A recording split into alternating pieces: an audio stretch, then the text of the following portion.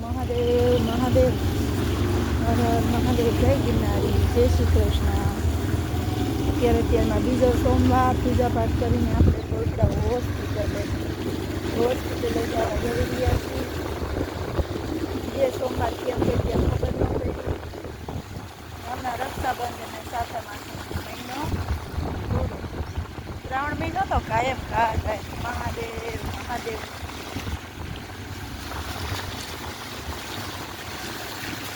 તો ઝરમર વરસાદ ને ગયા વર્ષે એવો વરસાદ ન પડ્યો અમારે જુનાગઢમાં. બાકી ગયા વર્ષે પડ્યો હતો કે માણસોની પણ તણાઈ ગયા હતા. પણ વરસાદ જ નથી પડતો.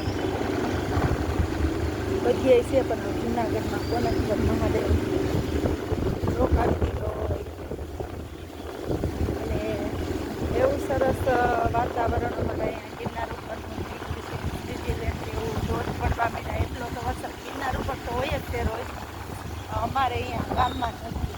પ્લસ પર્યટકો આવે છે અને વાતાવરણ એકદમ ધુમ્મસ એવું હોય છે. કાલે જ અમારે એક મહેમાન એવા થઈ ગયા હતા. પવન સાથે વરસાદ હતો તો અડધેથી પાછા આવ્યા. બહુ મસ્ત મજાની